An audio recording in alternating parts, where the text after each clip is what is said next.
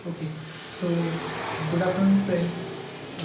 आज हम इस टॉपिक पे बात करने वाले हैं जो टॉपिक पे अभी तक कोई ट्रेडर ने आज तक बात नहीं करी है। तो टॉपिक का नाम यही है कि Nifty and bank Nifty secrets.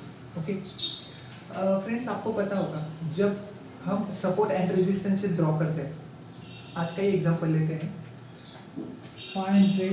50,850, ये एक सपोर्ट लेवल था आज के लिए। बट आज क्या हुआ, मॉर्निंग सेशन में मॉर्निंग 9 to 9-7 में हमने ये चेक किया था कि निफ्टी में हमने सिर्फ कुछ ही जो स्टॉक थे निफ्टी 50 में एडवांसेस, डिक्लाइंस और क्या होता है अनचेंज।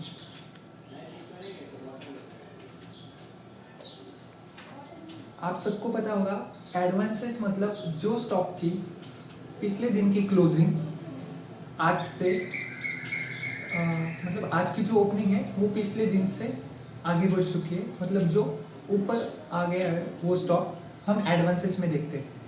डिक्लाइंसेस मतलब क्या, आज की जो स्टॉक की जो ओपनिंग है वो पिछले क्लोजिंग से कम है, वो कहाँ पर शो होगा, डिक्लाइंस में। और अनचेंज मतलब जो स्टॉक की क्लोजिंग आज की स्टॉक की ओपनिंग से ऑलमोस्ट सेम है या फिर फ्लैट है ऑलमोस्ट 1-2 रुपए से, तो वो स्टॉक अनचेंज में आएगा। देखिए जब स्पॉट 15,850 था तब हमने ये रियलाइज किया था निफ्टी में कि निफ्टी में ऑलमोस्ट 60% जो स्टॉक्स है, मतलब निफ्टी 50 के जो टॉप के 50 स्टॉक्स है उनमें से टॉप 50 स्टॉक्स जो है निफ्टी के उनमें से 60% स्टॉक जो है volume wise, traded volume wise जो स्टॉक थे वो कहते हैं डिक्लाइंस में थे। और हम ये मान के चल रहे थे कि 15 अगर ऊपर जाता भी है 15, 914, 913 का हमें क्या था, एक रेजिस्टेंस था, ऑल टाइम हाई को टच करके रिस्पेक्ट करके वो क्या होगा, फॉल होगा, ये हम एक्सपेक्ट कर रहे थे। लेकिन क्या हुआ, जो चीज़ हमने यहाँ पर आज सीखी वो चीज़ मैं आपके साथ शेयर कर रहा हूँ। सो 913, 914 आने के बाद जो स्पॉट था वो 914, 913 को क्रॉस करने के बाद हमने ये रियलाइज किया था कि 913, 914 पर उसने सस्टेन किया, बट निफ्टी 50 के टॉप 60% जो स्टॉक्स थे वो डिक्लाइंस की ओर थे, फिर भी 913 की लेवल को टच करने के बाद ये गिरा नहीं। कौन, तो निफ्टी 50 गिरा नहीं। तो क्या हुआ, तो 3 स्टॉक थे आज के दिन जो स्टॉक्स निफ्टी 50 में बहुत हायर हाई बना रहे थे because of their quarterly result. उनमें से सबसे पहले नाम आता है HCL टेक, मैंने ग्रुप पे अपडेट भी किया था। HCL टेक, उसके बाद विप्रो और उसके बाद लार्सन एंड ट्यूब्रो। अगर आपने चेक किया होगा तो इनके रिजल्ट काफ़ी अच्छे आए हैं। अच्छे आने के बाद इनमें जो चेंजेस हुए हैं, सिर्फ इन तीनों स्टॉक में जो बुलिश रैली हुई थी, सिर्फ इनके बेसिस पर ही ये एडवांसेस सिर्फ 30% होने के बाद भी इन्होंने क्या किया, निफ्टी 50 को पुश करके 59, 45, 50, 153 लेवल का इसने क्या लगा, हाई लगा। क्यों? सो एक बात हमें आज सीखने मिलती है कि अगर आपके निफ्टी 50 के स्टॉक्स, मेजॉरिटी स्टॉक्स अगर डिक्लाइंस में भी है, उनमें कुछ मूवमेंट भी नहीं आता है या फिर वो स्टॉक्स साइडवेज भी चले जाते हैं, तो साइडवेज होने के कारण जो रिमेनिंग स्टॉक्स बचते हैं, अगर उनमें कुछ ऑल ऑफ सडन मूवमेंट आता है या फिर उसमें बुलिश रैली आती है, तो वो हमेशा आपके इंडेक्सेस को ऊपर पुश करेंगे। जैसे आपने देखा था कि बैंक निफ्टी ऑलमोस्ट 36,100 का हाई, 36,000 का हाई लगाने के बाद भी उसने उस पर सस्टेन किया और उसके ऊपर जाने का वो ट्राई कर रहा था। ठीक है, तो ये चीज़ होती कैसी है, तो इसके लिए हम ये समझते हैं कि मार्केट में पार्टिसिपेंट्स कितने होते हैं। सबसे पहले ये पता होना चाहिए, मार्केट में पार्टिसिपेंट्स होते हैं FII, DII, उसके बाद हेज फंड्स और उसके बाद सबसे लास्ट कौन आते हैं, रिटेलर्स। रिटेलर्स। ओके, आपको क्या लगता है फ्रेंड्स कि एफआईआई, डीआईआई और जो हेज फंड्स है वो सिर्फ एक ही स्टॉक में या फिर एक ही इंडेक्सेस में इन्वेस्ट करते हैं? कैश में सिर्फ बाय करेंगे, उनकी पोजीशंस जो है ऑप्शंस में स्क्वायर ऑफ नहीं करेंगे या फिर उनमें पोजीशंस लॉन्ग नहीं करेंगे? आपको क्या लगता है? फ्यूचर्स वो क्या करते हैं? रोल ओवर करते हैं, पोजीशन चेंज करते हैं।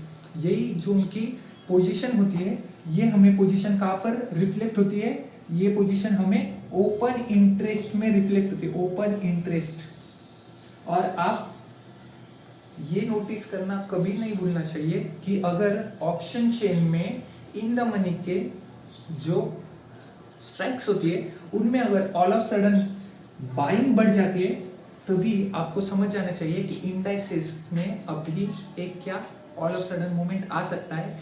वही मूवमेंट आज हमने मिस कर दिया था, इसलिए मैंने जो स्ट्रैडल पुट करी थी 15850 की स्ट्रैडल जो मैंने सेल करी थी, इसमें मुझे ऑलमोस्ट 6K का लॉस मुझे नजर आ रहा था। बिकॉज 15850 का जो मैंने कॉल सेल करा था ऑलमोस्ट 49 रुपीज़ को, मॉर्निंग 10 को मैंने 49 रुपीज़ को सेल किया था, उसने ऑलमोस्ट 96 रुपीज़ का हाई लगाया था।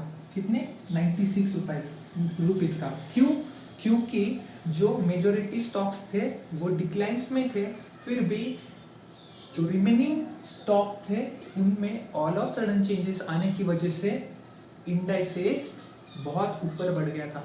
और हम ये प्रेडिक्ट कर रहे थे, ये हम मान के चल रहे थे कि 15913 914 की लेवल एक रेजिस्टेंस के रूप में काम करेगी और उस लेवल को रिस्पेक्ट करने के बाद ऑल ऑफ सडन कुछ तो फॉल आना चाहिए। हम ये क्या कर रहे थे? सपोज कर रहे थे। फिर भी लार्सन एंड टुब्रो, विप्रो और HCL टेक में जो ऑल ऑफ सडन मूवमेंट आया, तो उस मूवमेंट की वजह से इंडेक्सेस जो था उसने ऑलमोस्ट 50 पॉइंट्स अबो 50 नहीं 40 पॉइंट्स अबो ऊपर क्या टच किया, रिस्पेक्ट करके उसने 15927 इसको टच किया। और उसको टच करने के बाद मैंने 15850 का, जब मुझे लॉसेस ऑलमोस्ट 1000 के बिलो मुझे लॉसेस दिख रहे थे, तभी मैंने पोजीशन को स्क्वायर ऑफ करके स्ट्रैडल को क्लोज कर दिया। ठीक है, तो इस वीडियो से मुझे आपको दो कॉन्सेप्ट सिखानी है कि मार्केट में आपको कभी भी ये अज्यूम करके नहीं चलना है कि एडवांसेस कितने हैं, डिक्लाइंसेस कितने हैं। मेजोरिटी ऑफ परसेंट स्टॉक जो है वो एडवांसेस है, डिक्लाइन है या फिर अनचेंज है, इससे कोई फर्क नहीं पड़ता।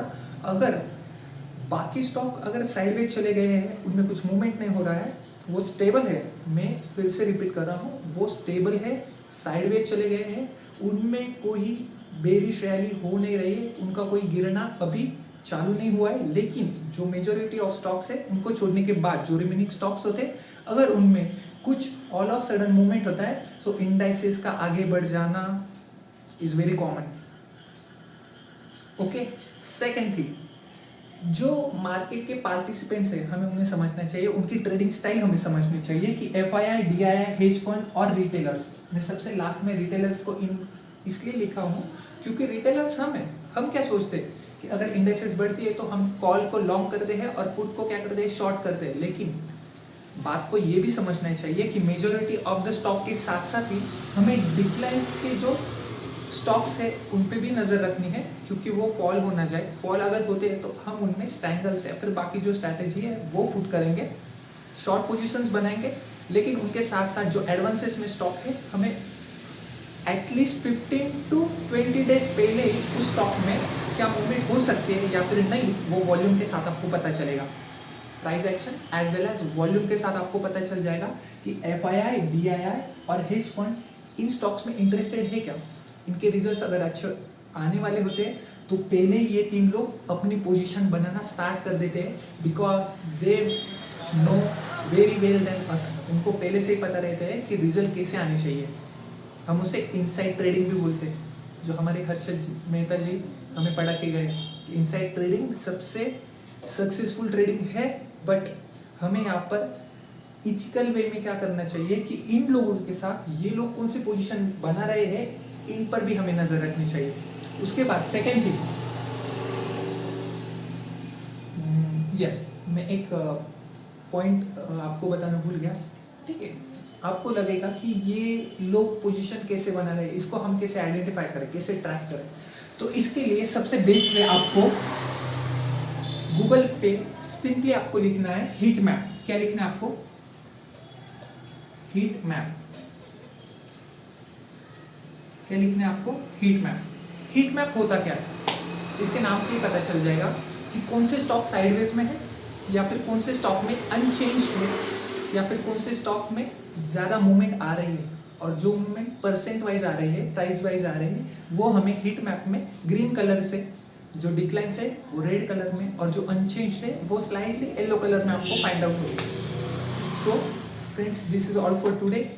मुझे आपको ये वीडियो में सिर्फ इतना ही बताना था कि आपको एडवांसेस अगर मेजोरिटी है तो सीधा आपको उठकर कॉल बाय नहीं करनी है, या फिर डिक्लाइन से ज़्यादा है तो आपको उठ के सिर्फ शॉर्ट पे ध्यान देना है, ऐसे नहीं करना है। आपको ये चीज़ समझनी है कि वो टॉप 50 स्टॉक्स में किस स्टॉक में सबसे ज़्यादा वॉल्यूम जनरेट हो रहा है, वॉल्यूम के साथ साथ उसमें प्राइस भी फ्लक्चुएट हो रही है उसी स्पीड से।